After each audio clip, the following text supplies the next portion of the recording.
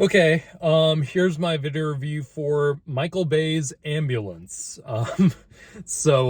This is definitely a Michael Bay movie. It's probably, I think it's his first movie since, like, his first directed movie since, like, Transformers 5, I think. It's been a bit since he's made a movie, I think. I might be forgetting something he might have made. I could be totally forgetting, but you know. So if you don't know, this is a movie, it's very much a thriller. And it's basically centers around this group of bank robbers led by Jake Gylanhall. And he is the adopted brother of Yayha Abdul-Mateen's character. Both of them grew up together, and they've kind of like grown up, and one of them became a family man who had a good life, just struggled in the army, and the other went to become a criminal, and that's Jake Gyllenhaal's character. And one day, how the movie starts out is that Jake Gyllenhaal meets up with Mateen's character, and he asks him to join this bank robbery, and things go wrong, of course, and then they end up hijacking this ambulance with Eiza Gonzalez's character, who's a nurse on this ambulance truck, and all hell breaks loose across LA, and then they're just trying to get home away from all these cops and helicopters and all this crazy shit. So Michael Bay is a very controversial director, for probably good reason. His style is probably the most recognizable in Hollywood, like, or at least American films, like, right now.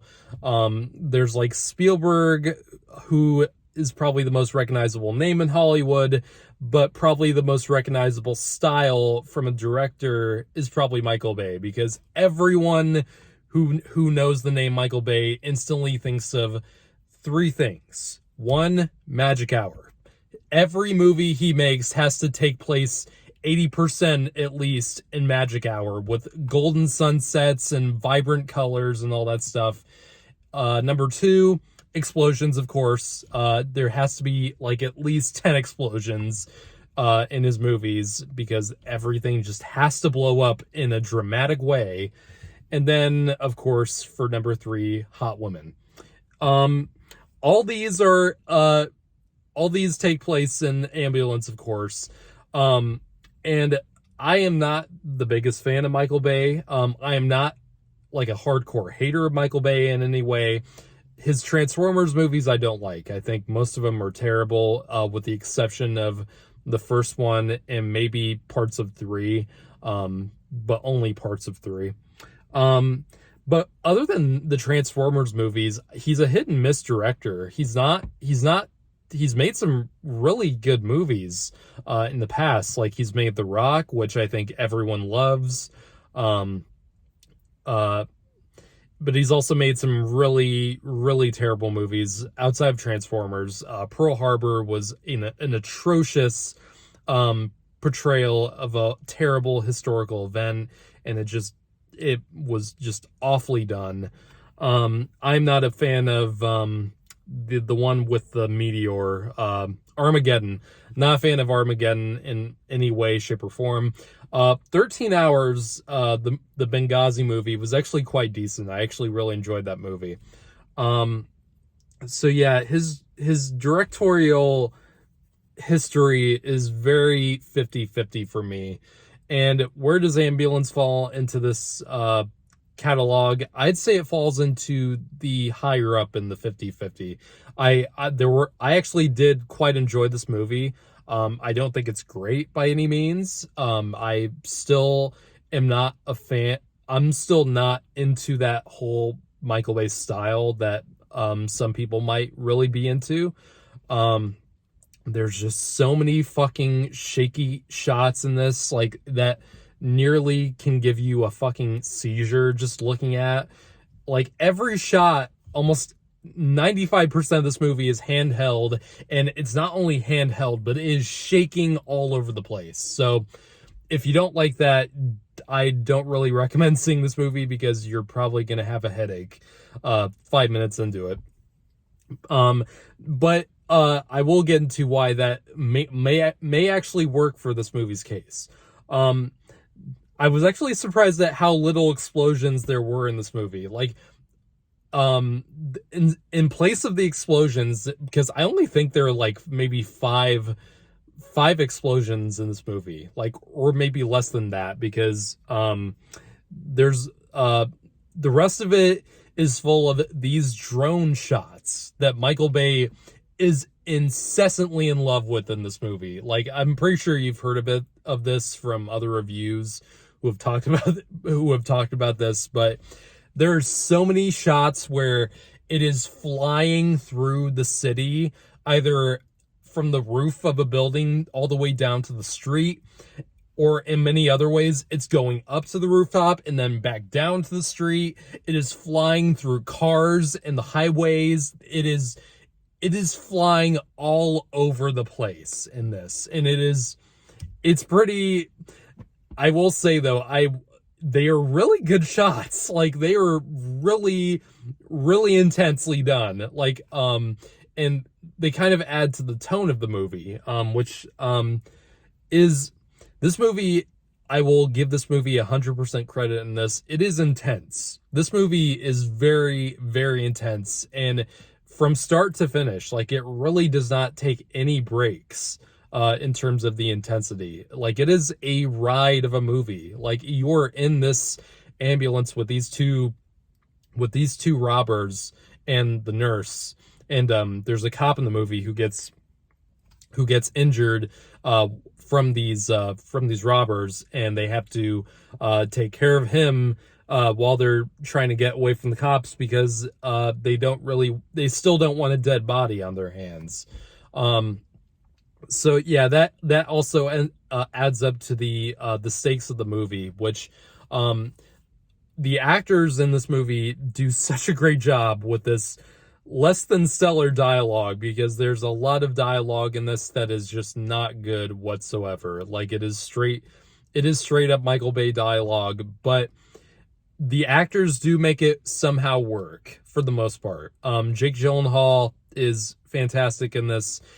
He is probably the most villainous he has ever been in a movie, even more than Mysterio in Far From Home.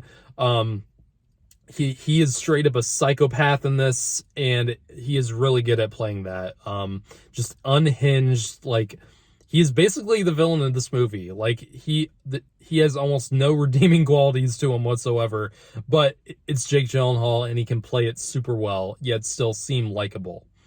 Yayha Abdul-Mateen is also great in this. He keeps proving himself to be one of the most magnetic actors working today. I mean, from Candyman to several other performances he's given in this, or given throughout his career for the past 4 years, I'd say.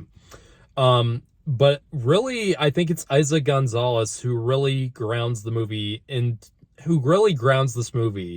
and this pretty much, she's almost the main character of this movie, because she has it really does focus on her for the most part, and she has the best arc in the movie. She's the one who changes throughout from this kind of, she's not as experienced with healthcare, but during the course of this really intense ambulance ride, she learns how to actually do doctor stuff, and really she gets better and better as she goes along, and it's pretty thrilling to watch her go through this pretty traumatic experience, but still come out on top. So yes, the actors are really what make the movie work for me. If this movie had like a cast of like Shia LaBeouf or Mark Wahlberg, I think I would have hated this movie, to be honest. But I think that's what keeps the movie afloat, and it keeps it from being one of Michael Bay's lesser movies. And even then, I still don't think this will be his worst movie by far, because it's really intense, and I think the movie does 50-50. It does lend itself to the more intense camera work and the more, you know, really flashy camera work, because it does add to the intensity of it, and it does feel more like a amusement park ride. And some people might not enjoy that about the movie, but I thought it worked well enough. And I was actually very surprised that did work enough for me. So overall, I had a good time with the movie. I don't think it's a must see. I don't think it's a must see movie, but I think if you do like Michael Bay and you do like that style where it's just so chaotic and so, you know, overblown, I think you might enjoy this, because it does what I will give Michael Bay credit for every time he makes an action movie like this. He doesn't skimp out. Like, he is not lazy with his action at all. Like, most of it is just practical. Most of it is really crazy. And he even when he does use CGI in his movies like this, outside of Transformers, it's really not easy to tell when it's CGI. Like, everything is pretty seamless. And I have to give him credit for that, especially in an era we're in now where everything is so dependent on CG, and it really can get tiresome. This was a nice break from that kind of movie, and I'm really glad I saw this in theaters, at least. So I'm gonna give the movie a 7.5 out of 10. I honestly enjoyed it, surprisingly. Like, I'm not too big on Michael Bay at all, but I had a good time watching it.